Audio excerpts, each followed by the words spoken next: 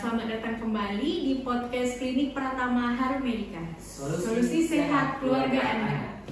Perkenalkan, saya Mentari Novitasari. Saya sebagai host di sini. Hari ini topik kita itu tentang kejadian yang sering buat kita panik nih kadang. Terlihat simpel tapi cukup membuat panik kalau di rumah. Itu tentang luka. Kan luka tuh banyak ya, ada banyak jenisnya. Terus setiap jenis luka juga penanganannya berbeda. Buat kita yang orang awam, kalau misalnya di rumah gimana sih caranya? Nah, kali ini kita hadirkan seorang perawat yang merupakan rekan kerja kami juga di klinik ini, yaitu Abang Ilham Syah, AMDK. Halo Kak Mentari. Iya kan?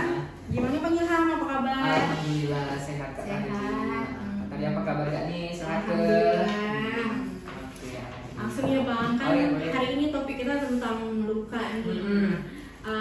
Boleh Bang Ilham jelaskan macam-macam luka, terus penanganan setiap luka itu gimana? Gimana luka yang harus segera dibawa ke vaskes terdekat atau yang bisa ditangani di rumah? Boleh Bang Ilham? Oke, baik, terima kasih Kak Tari. Nah, untuk teman-teman di rumah pasti pernah ngalamin tentang tadi disebutkan Kak Tari tentang luka ya, terutama kalau misalnya di rumah seperti contohnya kayak misalnya kena knalpot atau lagi memasak segala macamnya, atau misalnya lagi goreng-goreng ikan nih, ibu-ibu kena minyak tumpahan tuh kan.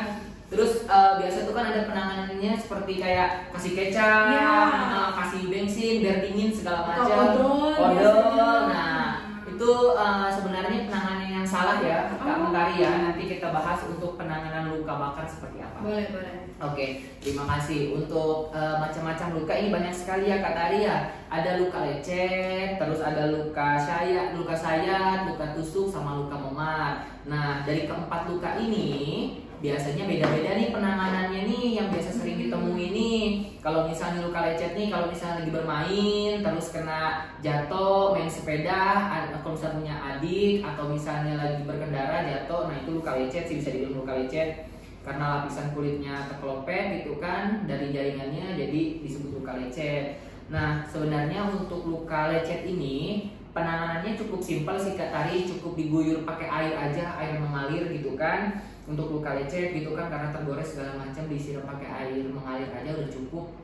Terus kalau misalnya lagi di luar gitu ya, kalau misalnya lagi di rumah, boleh nih teman-teman di rumah atau misalnya penonton di rumah nih, kalau misalnya lagi penanganan luka segala macam, boleh sediain NaCl Kak Tari untuk penanganan lukanya. Infus tuh ya. Infus NaCl kan bisa dijual bebas tuh di apotek kita juga ada jual NaCl kan. Nah, boleh teman-teman di rumah buat sediain NaCl untuk penanganan luka pertama kalau misalnya terjadi kayak luka tadi ya. Terus ada luka sayat nih. Luka sayat nih kayak luka diiris-iris bawang. Biasanya ibu-ibu nih kena bawang, iris, tangannya kena bawang.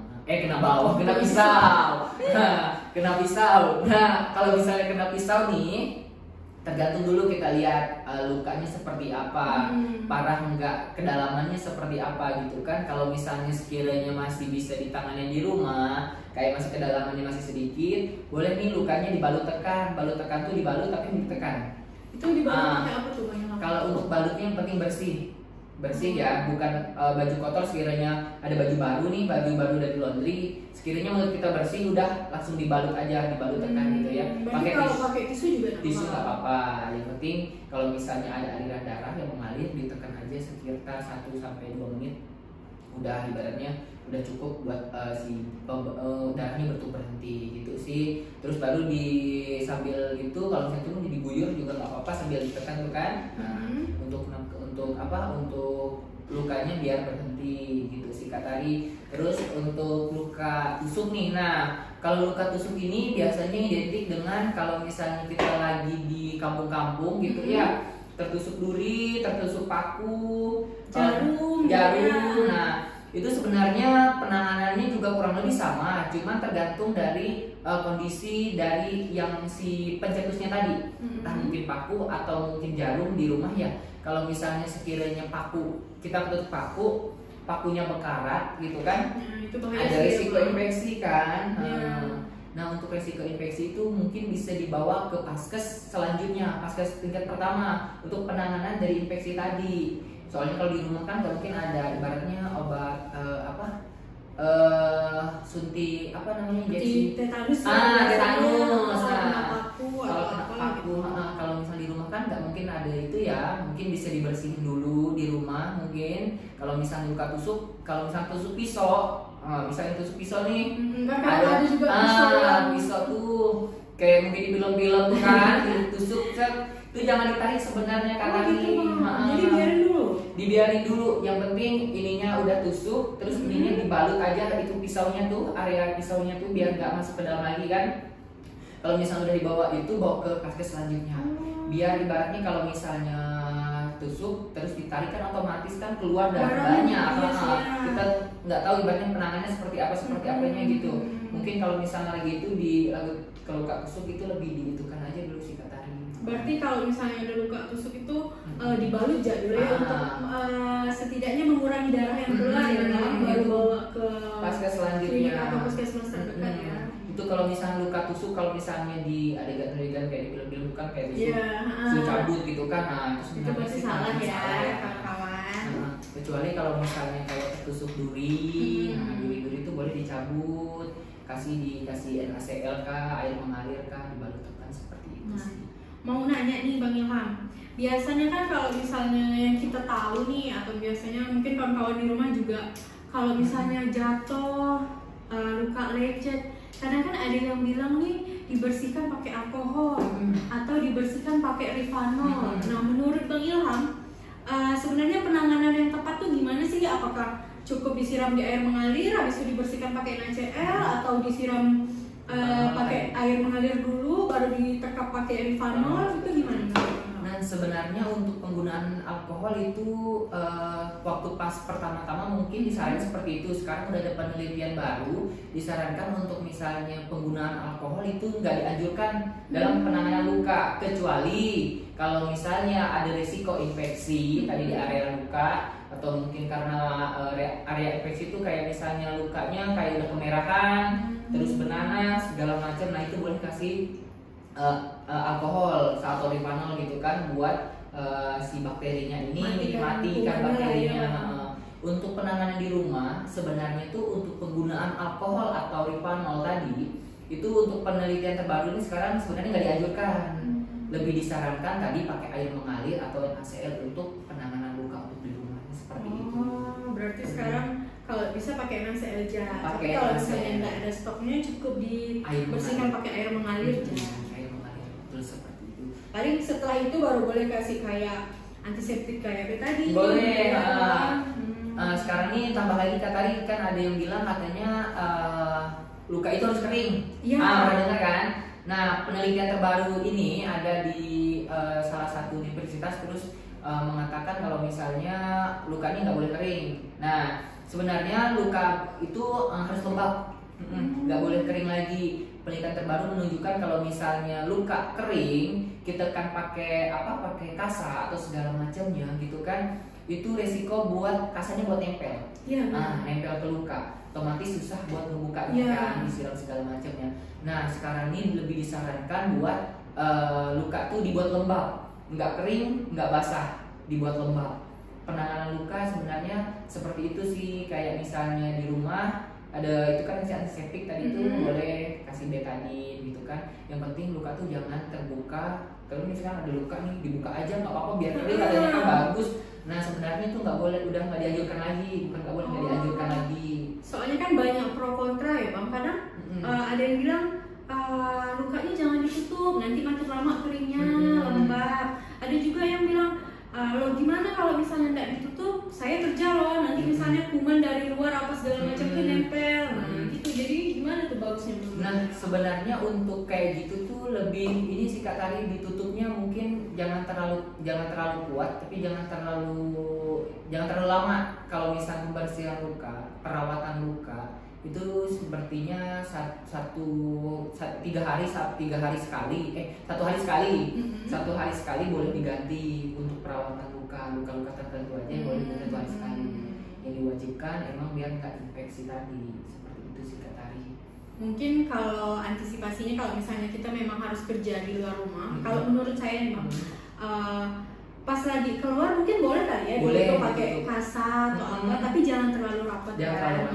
Nanti pas udah pulang aktivitas, udah di rumah dibukain lagi gitu tuh biar kena udara juga gitu kan, biar cepat kering. Itu nggak apa-apa Bang? Untuk seperti itu nggak apa-apa sih tadi, yang penting jangan sampai ke ibaratnya lagi di luar gitu kan, bukannya dibuka. Ngeri juga sih ya.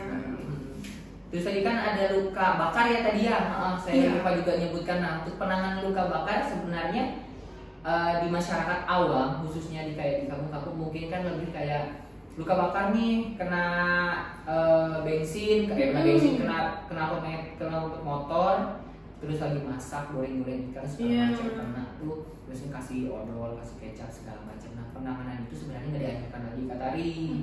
Nah, kalau misalnya untuk penanganan luka bakar, cukup disiram pakai air mengalir aja tadi, cukup sekitar 15 menit dikasih air mengalir terus ya, habis itu baru di pakai kasa, ditata pakai kasa, kasih antiseptik buat lukanya itu. Kayak di apotek itu kan ada jual tuh salep buat luka bakar tuh. Berarti kasih salep aja. Kasih salep boleh. Nggak dianjurkan lagi buat pakai pakai bensin buat dinginin biar dingin katanya. Terus kasih kecap.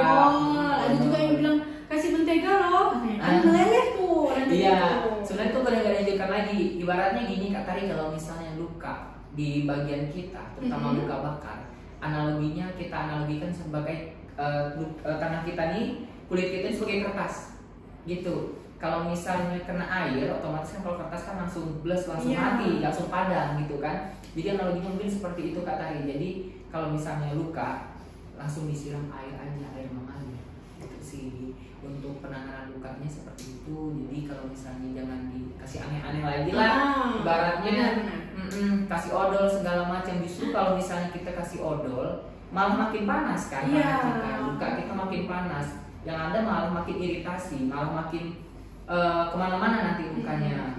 Berarti buat kawan-kawan yang penting cukup stok kayak antiseptik kayak tadi, atau kapas, kasa itu boleh. Yang penting pada saat kejadian tuh kuncinya mungkin satu ya Bang menurut saya, jangan panik sih. Jangan panik. Nah, kalau misalnya kita udah panik tuh kadang kita tahu loh harusnya tuh kayak gimana, tapi karena panik jadi buyar, bingung tuh gagapan apa nih harus gimana nih. Harus bingung mau gimana. Iya, jadi bingung ya Bang. Padahal udah ada di pikiran, udah di otak, sekalinya karena panik itu bisa buat gimana gitu kan. Nah, untuk itunya seperti itu sih. Terus kalau misalnya di rumah ada kena luka kalau misalnya luka terbuka atau lagi kena jahitan segala macem gitu kan, penanganan lukanya mungkin kalau misalnya di rumah nih pakai, sekarang ini macam-macam ada dressing nih. Dressing tuh kayak obatnya gitu kan, obat buat lukanya tuh kayak luka DM segala macam itu kan ada macam-macam tuh, ada pakai pom, ada pakai madu, ada pakai alginat. Nah, itu sebenarnya kalau misalnya untuk penanganan luka yang sekiranya parah gitu ya, yang kayak DM, luka DM segala macam perlu tindakan medis tuh mungkin bisa dibawa ke Paskes. Di klinik kita juga ada untuk perawatan luka diabetes, mungkin untuk luka post-op operasi bisa juga datang ke klinik kita untuk melakukan perawatan penanganan lebih lanjut biar bisa ditangani lebih lanjut. Seperti itu sih Kak hari ini. Terus kalau misalnya di rumah nih luka-luka seperti itu mungkin tadi Kak Tari bilang kasih betadine boleh, terus dikasih kutisel ya. Kutisel juga bebas ya. Kutisel juga bisa dibeli di stok di rumah buat penanganan luka. Kalau misalnya luka seperti itu disiram aja pakai NaCl, terus pakai antiseptik tadi seperti betadine segala macamnya, baru dikasih tadi kutisel atau alginat untuk antibiotik si lukanya itu, baru ditutup dengan kasa. Nah, ini seperti itu sih Kak Tari ya. Sekarang kan ada orang yang bilang kalau misalnya luka kasih minyak ini nih atau diolesin madu nih. Nah, sebenarnya itu menurut Bang Ilham beresiko enggak sih? Malah takutnya nanti jadi infeksi nih, karena kita nggak tahu entah minyak itu tuh udah ada bakterinya atau apa, kan kita nggak tahu tuh gitu. Kadang kan orang masih suka yang oles minyak ini. Untuk penanganan seperti itu sih lebih disaranin kalau misalnya luka kayak gitu pakai madu sih. Madu bagus buat luka gitu, terutama pada luka DM, luka diabetes itu bagus kalau pakai madu gitu. Terus kalau misalnya untuk minyak batu, kalau nggak salah kan, minyak batu segala macam, HNI atau segala macamnya. Nah, untuk minyak-minyak seperti itu sebenarnya kalau misalnya ada kandungan buat luka, saya lupa nama kandungannya itu, pokoknya kalau misalnya sekiranya aman, nggak beresiko buat si luka, di ituin aja, semut kayak ambil tisu atau kapas tipis-tipis aja gitu. Yang penting jangan terlalu sering, yang penting dikontrol lagi lukanya, jangan sampai kering. Mungkin bisa dilihat juga sih luka yang kita alami itu apakah emang menurut kita tuh bisa kita tangani sendiri di rumah atau enggak. Jadi kalau misalnya sekiranya ini enggak bisa nih, ini lumayan besar nih lukanya, atau sayatannya lumayan dalam nih, apa-apa jangan ragu buat datang ke vaskes terdekat. Jadi buat kawan-kawan yang berada di sekitar area Pontianak atau Pontianak Kota, kalau misalnya mengalami luka atau misalnya mau perawatan luka, di klinik kita bisa. Nah, tinggal datang aja di Jalan Gusti Hamzah. Kita buka dari jam 8 pagi sampai jam 9 malam. Mau perawatan luka home care juga bisa kok, silakan datang aja.